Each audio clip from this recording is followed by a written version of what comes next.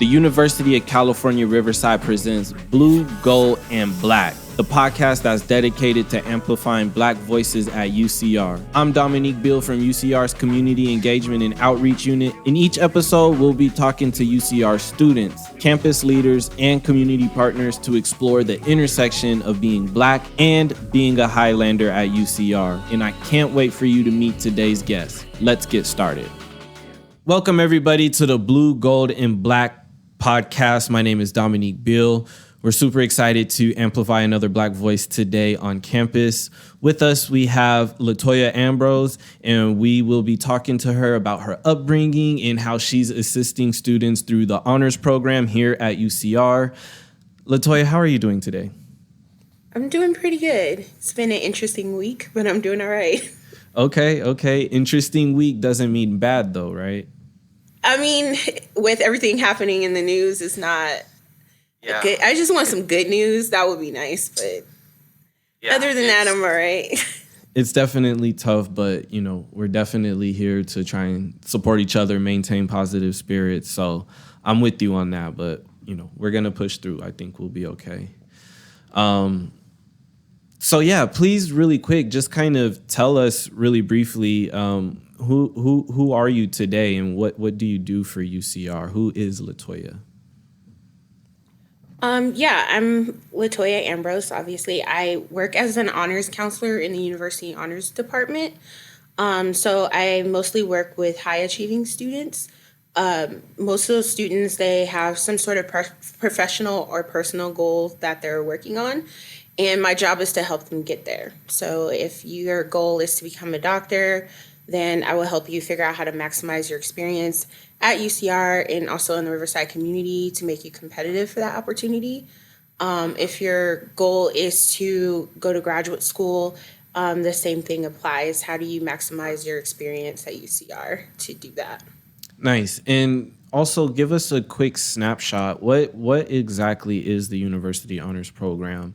Is it mean like you're taking honors level courses at the university level, or how would you explain it? Yeah, so they do have to apply and be admitted into the program, and they do have a set of requirements. So most of those requirements are course requirements, like you mentioned. We do have honors courses. A lot of them are a lot smaller. They're not necessarily harder. I know that's a common misconception, but they are a lot more in depth. So obviously, if you have a smaller classroom, it's going to be a more in-depth experience, meaning the professor's going to call on you more. You're going to have to participate a lot more. There will be higher expectations for the papers and projects you work on. And so ultimately is to kind of get you outside of your comfort zone and challenge you. But in the end, you complete an honors capstone project. So you can do a project on any subject you want, and that is intimidating. I can understand, but you can do projects in a research lab. You could do a community service theme project. You can also do an art piece or a musical piece, something like that. So whatever your interests are, you're welcome to do it. You just have to do it under the guidance of a professor. And so I like to think of myself as like coaching them through that process. So not only helping them understand their requirements and keeping them on track, but also helping them figure out what their goals are and how they can utilize honors to get to that point. Wow. Okay. That's a lot of good information. So I want to come back to, specifically some of the things that you do within the honors program as well and how it can be a benefit to Black students. But first, let's kind of just focus on you a little bit. Could you tell us about where you grew up and kind of some of the childhood experiences that you had and how they were influential in kind of the person you are today? Mm-hmm. So I grew up all over SoCal, mostly bouncing between Long Beach and Lakewood, Compton. Okay. I went to a new school almost every year. So wow. I had to get to know people very easily. But I also think as a result of that, like, it's really easy for me to meet new people and go up to them and talk to them because it was kind of a survival mechanism growing up. My mom was pretty big on making sure we went to the best school in the district that we were in. So I still had a really good education despite being bounced around so much. And I also had to make a lot of friends with people from different races and backgrounds and cultures. And I learned code switching at a very young age without even knowing what that meant. Like I would go to school and listen to NSYNC and like Blink-182 and Britney Spears. And then I would go home and listen to Tupac and Warren G. So it was very different. And sometimes I would get made fun of it from my cousins and stuff as a result of that. But I also think it made me unique in the sense that I can connect with a lot of people because I grew up listening to so many different types of music, understanding different cultures and things like that. So it was always very easy for me to connect with people. No, yeah.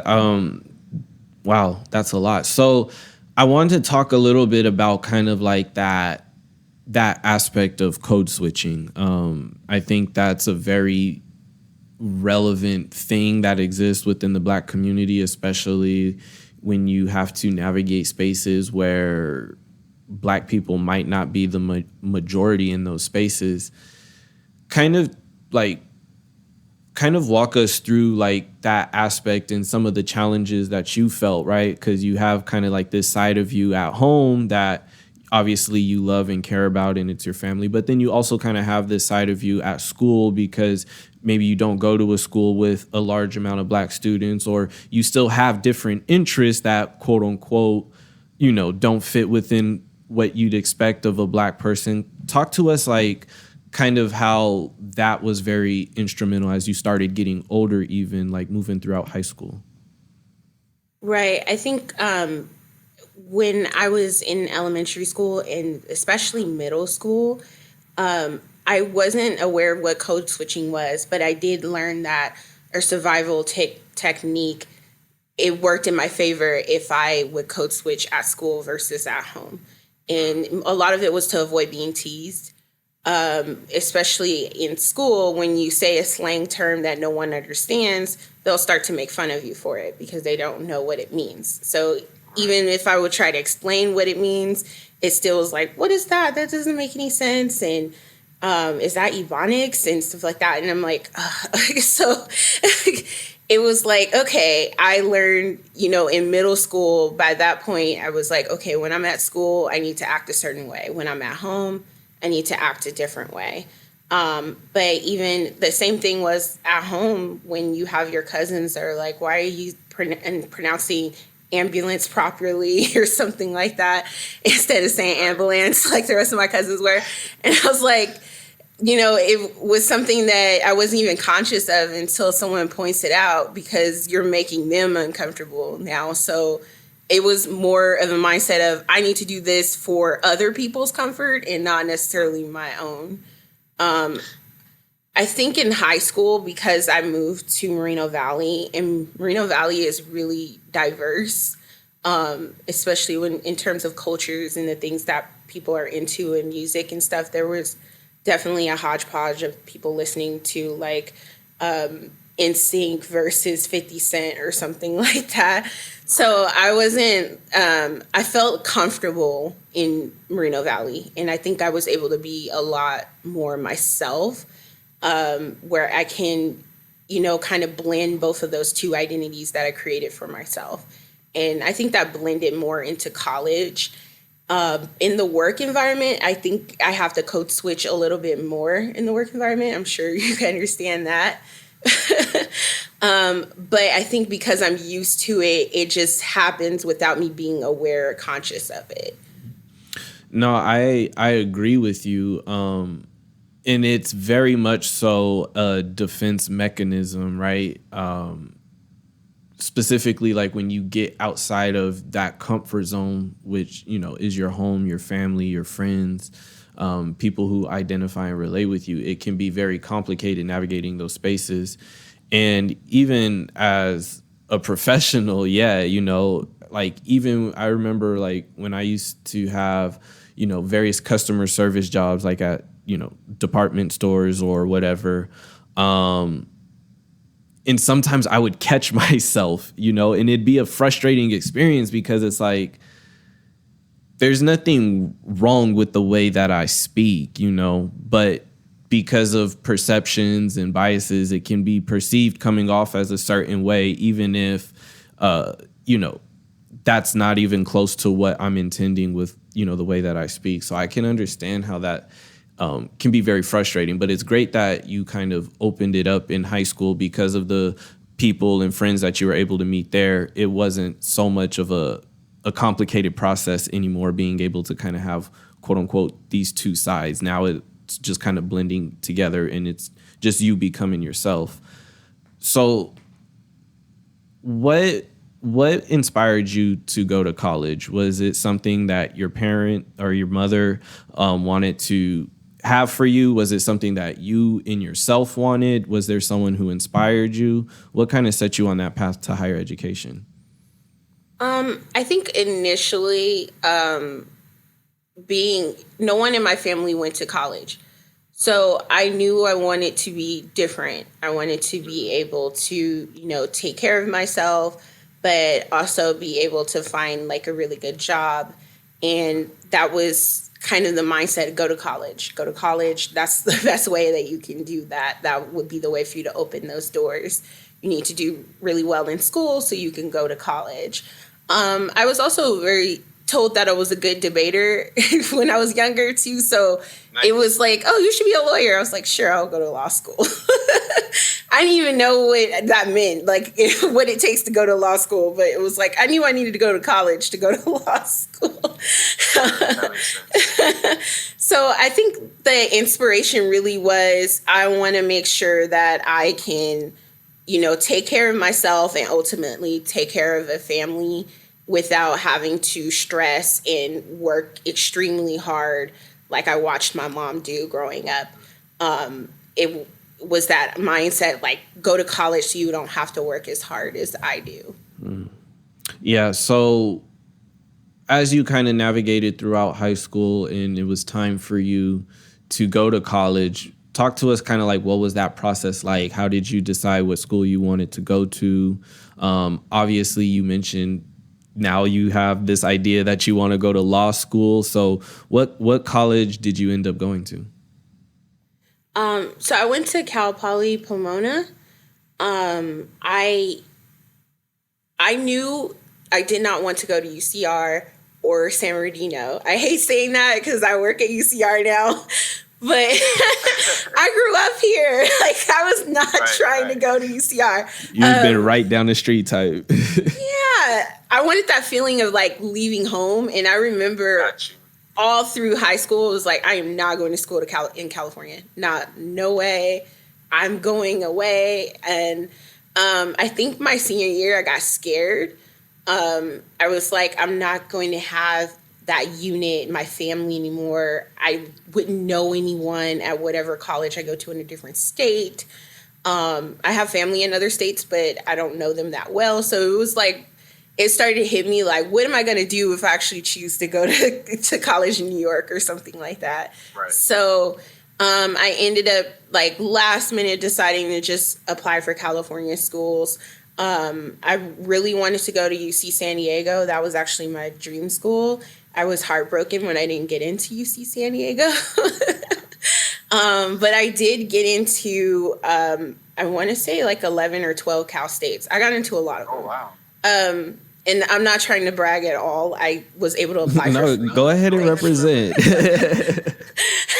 I was able to apply to them for free. So that's why there were so many. Cast a wide net, especially if it's free. Yeah, I was like, I'm going to apply to all of them. So, yeah, I ended up, when I was looking at the list of schools I got into, I remember going to my counselor in high school, asking for her advice on where she thought I should go. And she was like, well, out of all these schools, Cal Poly is the best one. And so you should go there. And that's really how I made my decision. It wasn't any specific thing where I knew someone there or anything like that drove me to that school. I did at least take a tour of the campus before I accepted my admission. And so the tour just kind of helped solidify that for me, where I was like, okay, I can feel the environment here. It was also pretty diverse campus too. Our tour guide was a student of color. So it was like, okay, I recognized some faces here. It wasn't really awkward. And they were able to accommodate me by letting me stay in the dorms too, because that was something I really wanted, was to live on campus. So, so yeah, that's how I ended up going to Cal Poly Pomona, but I don't regret it at all. I love my alma mater. No, that's super dope. So talk to us about kind of now who you start to become once you actually get into Cal Poly Pomona.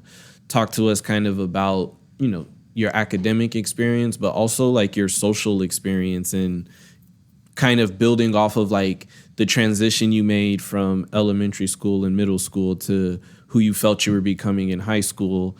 Now, like, let's kind of get into that development throughout your college years. Yeah, I think in the beginning, I was very overwhelmed, like having that freedom. I was never really like a wild person, but there was no one there to tell me to go to class or do my work or anything like that. So I had to learn how to take care of myself and organize myself and manage my own time. And that first quarter was rough. I tell students all the time, I'm like, yeah, not that many people do well their first quarter. Like, do not beat yourself up. You know, I had a friend that got a 4.0 her first quarter, but I was nowhere near that. I was like a 2.3 something my first quarter. My first semester, I got my first D ever in life. Like, I was, and as like a final grade, C's for that matter, like I was, oh man, it was rough.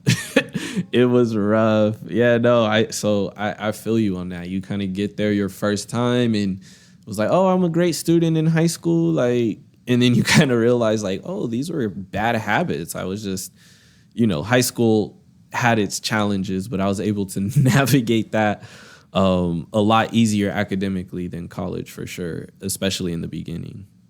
And that's the thing too, is like, I don't want to come off as bragging again, but in high school, I never had to study. Like, never. I don't even remember sitting at home making flashcards or doing anything like that in high school. Not even that I would ever recommend it, but like my senior year, I don't even know if I showed up to my first period class, like the last semester. Like, high school definitely was just a lot easier to navigate, but you develop really bad habits that way. Right, exactly. And I was like, it's not to knock high school at all. I just felt like it was easy. And I did take honors and AP classes and stuff as well, but I didn't find it very difficult. I didn't have really great grades, but I also, you know, I still did really well. I never got a C at all in high school.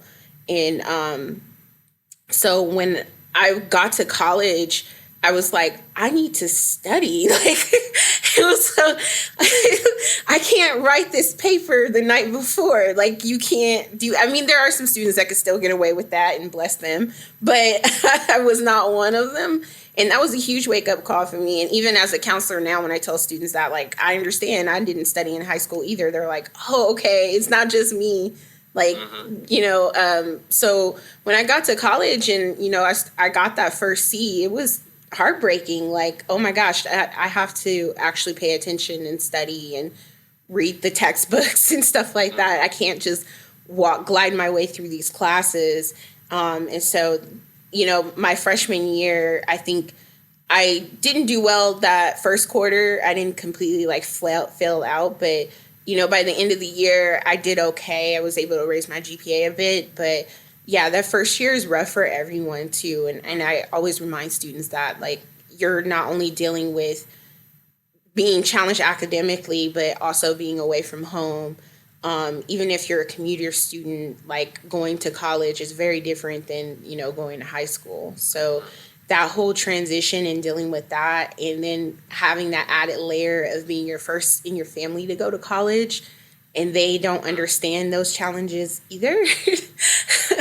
They're like, what's the big deal? You just go to class. Like, college is fun. You don't have to work. And I'm like, it's not all fun and games. Like, there are some fun elements to being in college, but you ultimately are trying to prepare yourself for whatever career you're going into. So that has a lot of pressure to perform.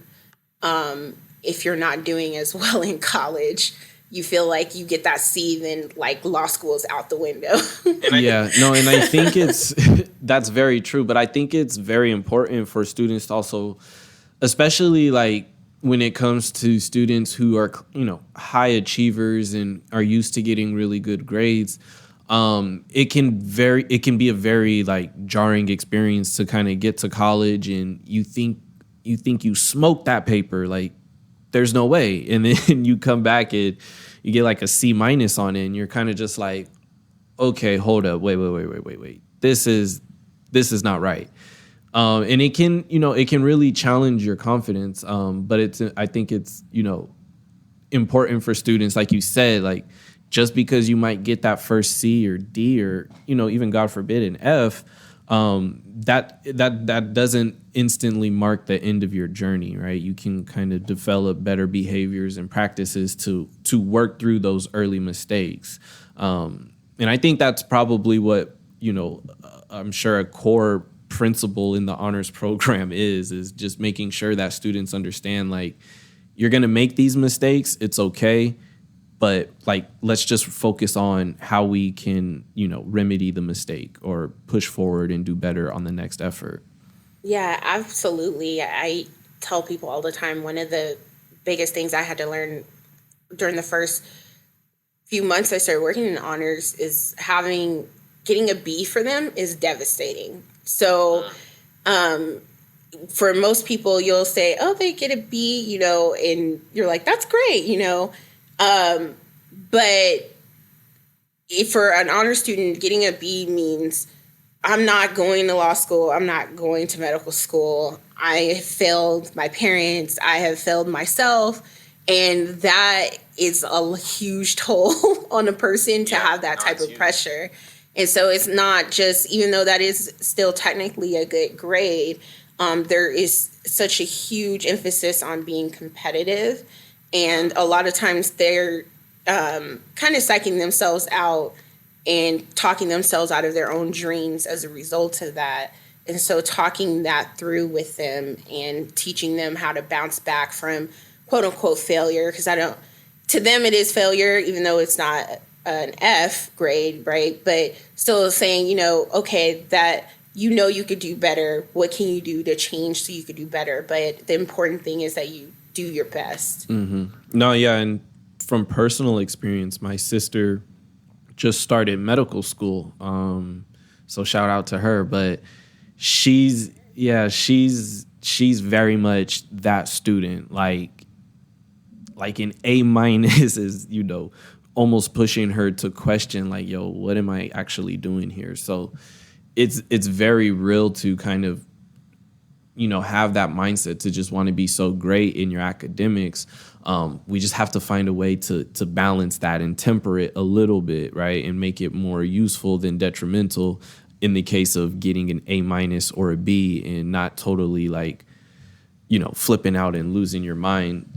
So to kind of get back to your college experiences, talk to us more about kind of the social side and that part of your growth. So we got a little bit of the academics. What was it like for you socially? Were you part of a lot of orgs and stuff, or what did you get into? Yeah, so I was very involved in college. I think a lot of that had to do with, like I mentioned earlier before, being able to connect with people very easily has worked well in my favor when it comes to, being involved in orgs. I also, for whatever reason, the floor I was on in my dorms, there were a lot of Black people on that floor. I don't know if that was intentional or not, but there were a lot of Black students on that floor. So it would be a situation where one person would say, hey, we're going to go to the Black Student Union meeting. Then everyone's like, yeah, I'll go. Or they'll be like, yeah, I heard they have pizza. Then I'm going to go, right? Pizza, the number one food way is to always a good incentive. It's crazy. You want students to show up to an event, pizza, done and done. Yeah, if it's food involved, especially pizza, that's always a good way to get students to go. So I think, I'm not going to lie, that was the incentive for me in the beginning. But I remember, voicing my opinion on different things that Black Student Union could be doing for the community there at Cal Poly. And one of my friends, who was the president of BSU at the time, she was like, well, if you feel that way, why don't you run for a board position? And I was like, yeah, you know what? I'm going to stop complaining and do something about it. And so I was outreach chair for Black Student Union, as well as starting my own organization. So I was president of Shades of Queens at that school, which I believe they're still active, which is really cool. I rechartered it after it was inactive for 3 years.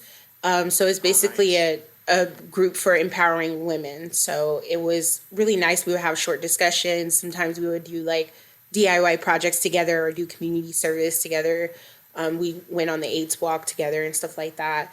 So I was very involved between doing that and Black Student Union. My job literally was to get other Black students to come to meetings and to participate in events. So that, I think it worked well in my favor. Again, like being able to easily connect with people. If I saw a face that I didn't know, and it was a Black student, I'm like, hey, like, do you know the campus has the Black Student Union? Because a lot of students may not know that, especially if they commute. And just at least making the effort to say hi to Black students when you see them, because it's so easy to feel kind of disconnected when there's so little Black students on campus. With a campus of 1,000 students, most of them have like 3% Black, or at best 5 to 7% Black. So when you see a Black face, especially when you don't know, it's kind of within you to say, oh, hi, how are you doing? Where are you headed? I'm going to a Black Student Union meeting. You should come with me, that kind of thing, or getting them to come to events and things like that. And really just kind of pulling us together as a community. No, yeah, I think that's super important to kind of, have that attitude and really just the willingness to, approach and outreach students, because obviously you're not going to get every student to be super excited and, come to whatever program. But, just letting students know that there are places and spaces that exist on the campus where they can go to meet friends, to participate in the community, to learn about culture, to be close to people who identify with their culture. It's a very important attitude to have. So talk to us now, like you're getting ready to graduate, and kind of just lead us into how you found yourself in a role here at UCR. So I ended up meeting with one of my friends' dad was a lawyer. So I kind of got to do an informational interview with him. And I think the interview went well, but I didn't really understand who he was. And it was my friend that really kind of expressed to me like how tired and stressed his dad was all the time. And I was like, I don't want to be miserable. I think that being a lawyer, even if I feel like I'm good at it, I felt like it was going to take a toll on me. So I did go see my advisor at the time, which at Cal Poly was professors. So she was also a professor and an advisor. But she was like, knowing how you are and how it is important for you to mentor other students, have you considered working in higher education? And I was like, it didn't even cross my mind that was a career. Like, I was like, oh yeah, there are people that work here, but it didn't really like sink in that, oh, I can actually do this too. And I talked to, the BSU advisor who also worked in student affairs on that campus as well. And I talked to her. She also advised diversity ambassadors, which I was part of as well. And from those experiences, it was like, okay, the more I started researching this, the more I enjoyed it. I also interviewed a woman that worked in admissions at Cal Poly at the time. So she gave me her advice and feedback and stuff like that. So it was one of those situations where the more I learned about it, the more I got excited.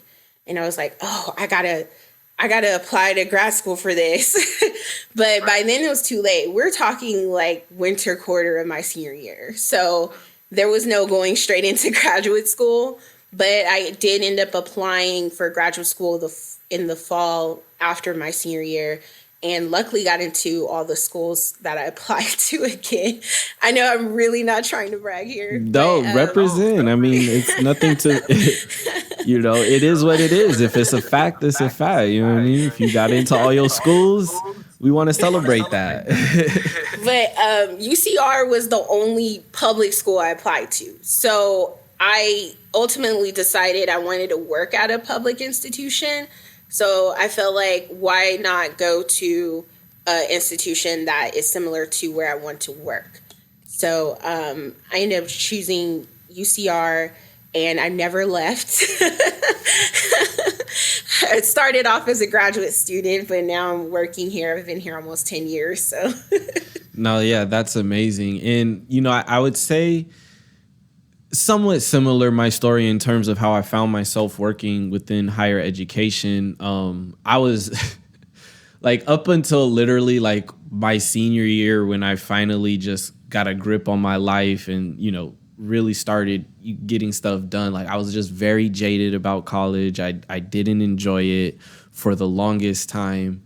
And so it was weird. My mom is a teacher, so she would always, because like I would always, do different things like coach or, work with kids in some sort of capacity. And she would always tell me like, you'd probably be a good teacher, or if not a teacher, like some type of like student support position within education. I was just jaded from college. So I was like, I'm not going to work in education. Like I hate it here. Forget this place. And ironically enough, after everything that I went through in college to graduate, all the work and just all sorts of stuff I had to do to finally graduate, I was like, yo, the people who helped me graduate, like I can do that. You know what I'm saying? I can be supportive. I can be encouraging. I could help students just get what they need, because that's what they did for me. So I was like, okay, well, maybe education is not so bad. And, I started working at K through 12 at a high school first. And then eventually I was able to find myself at UCR now as well. But just kind of how I fell into it, it was very like, this is not what I envisioned at all. Like, I didn't think the type of things that I'm doing right now, same as you, I didn't know like these types of positions existed that, you can find yourself in. I used to just think like you had to be a teacher or a professor, which is very like silly and ignorant to think, but like that was just my perception of it. So I think that's super dope. So just, again, like from your perspective now, you went to graduate school at UCR, you're working here now as, an advisor within the honors program. And you also have like a very strong, like Black experience, right? That you carried with you throughout your whole life, especially in your college years. So in your opinion, are Black students pursuing the honors program at the rate that you think they could be? That's a really good question. I think probably not, just off the top of my head. And I can certainly understand why it would be intimidating to join an honors program, especially if you're the first year family to even go to college. And now you're like, you want me to challenge myself by adding more classes and doing a capstone project? Like, no way. And so I do think to that level, there is some intimidation there. And also, like, to be honest, it's hard to join a group where you don't see a lot of people that look like you in it, and I think as a counselor and as a Black woman, I try to make sure that I am as visible as I can, at least when it comes to students. And so attending some of the student-led events or something like that, I'm starting to get more involved in outreach with, we do have another counselor in charge of outreach, but I volunteered to help her with some more outreach opportunities, so that way students can see there are people that look like us within the honors program. I think it's especially so when you don't really see a lot of students in the program. So it's kind of a double-edged sword. Like, you need to get more students to join the honors program for there to be more students that look like you. But we do have some Black students in honors, so it does happen. But, for them, sometimes it's hard for them to feel like they, belong in the community.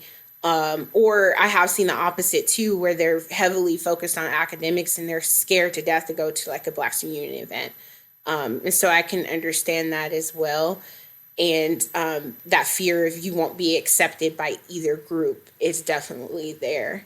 And so, yeah, it is something I'm recognizing, and even the program recognizes, and we are trying to make more of a conscientious effort to rectify that.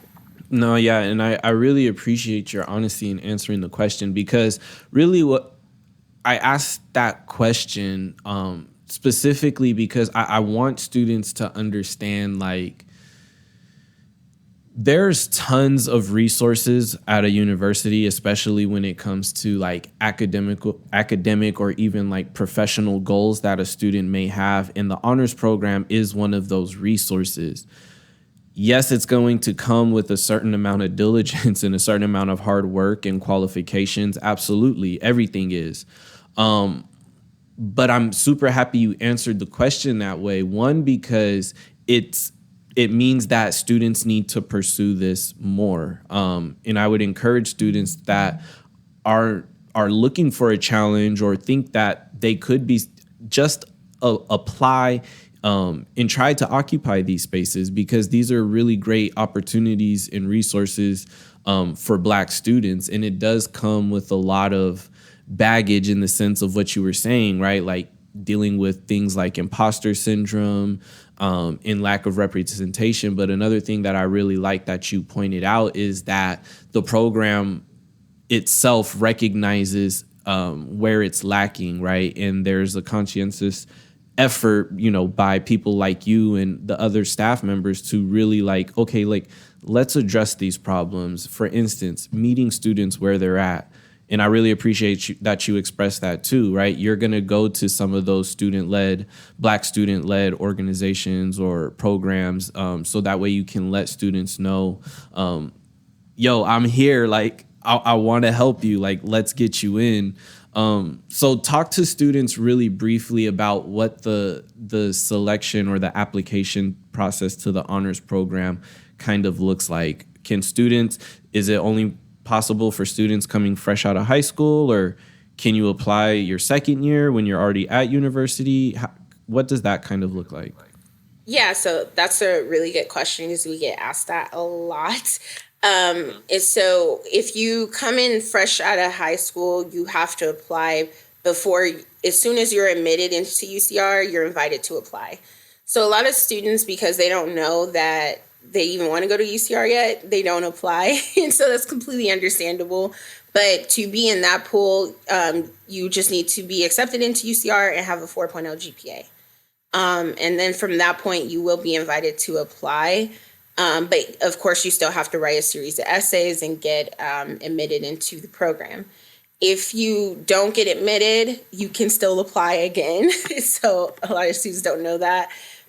Or if for whatever reason you weren't invited out of high school, you can apply as a freshman into your second year. At that point, at the end of this winter quarter of your first year, you need to have a 3.5 GPA. And then you will be invited to apply for your second year in university honors. So at that point, that will be like your last opportunity to apply to the program. So unfortunately, I get a lot of third years or fourth years asking, can I join too? And as much as I would love to have them, there's no way they can complete all of our requirements in time. So that's why we don't allow students to come in that late. And then also you can apply as a transfer student as well. So nice. If you have a 3.5 GPA from your community college coursework, then you'll be invited to apply. And that's also a cumulative GPA too. So it doesn't mean that you have to have a 3.5 every single quarter. Just your cumulative GPA needs to be a 3.5. Oh, sorry. Sorry, go ahead. But no, yeah, go ahead. Keep going. so yeah, if a student meets those requirements, they can be invited to apply. But they also have to write essays. They have to show an interest in research because they do ultimately have to do a capstone project. So that's a big part of it that a lot of students don't recognize. So hint, hint, show an interest in research. Nice. So I really appreciate you kind of breaking that down because, it's also important for students to know, like, you have opportunities to get into the program, either if you didn't get in, your first attempt, but there's opportunities for you to, improve yourself and try and go at it again. So thank you for sharing that. So this has been a really good conversation, a really great conversation. I definitely want to encourage, prospective students who think that they're up for the challenge to definitely take advantage of the honors program, and current students, if we have any current students watching, consider, if you're in your first or second year, consider trying and reaching out to the honors program and seeing if you're eligible to apply. Because again, I think it's super important, that Black students try to utilize all of the resources that our university has available for them. And I think the honors program can provide a ton of resources, for Black students, whether professionally or, research-based or whatever their goals are. So I want to just end with one final question. It's my, my Black optimism question in, forward thinking and looking into the future. So when it comes to future generations of Black UCR scholars, what is one of your most optimistic visions that you have for them? Ooh, that's a really good question. Yeah, I think one of my optimistic things is at least for this generation of students, I feel like they have a strong opinion about what they believe in, and they're not afraid to express it. And that makes me very optimistic. Just the call to action that they sent to the chancellor recently, where they asked for, immediate response, or there will be, community outrage. I was extremely proud of them. I can imagine, even as involved as I was as a student in college, to be bold enough to write a letter like that. And I think that makes me very optimistic, where a lot of this generation, or zillennials as they call them, they're not afraid to express how they feel, and they will fight for what they believe in. And I think that is a really cool gift to have, to be able to do that with no fear, and being able to, really take a strong stance against injustice. No, yeah, beautifully said. And, I think that's a very great description of, what it kind of means to be a part of the Black experience here at UCR, like from faculty to staff, down to our students.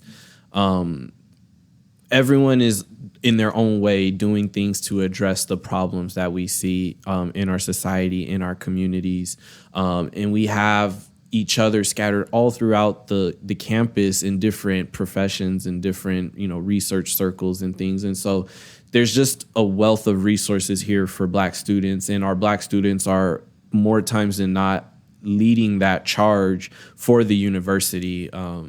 Definitely like a very change-making culture here at UCR within the Black community. So Latoya, thank you so much for joining us on Blue, Gold, and Black.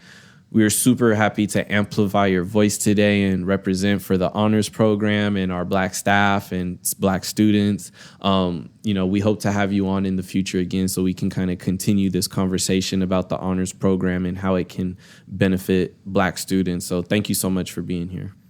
No problem. And thank you very much for inviting me. I appreciate it. Yeah, no doubt. So we'll catch you guys next time.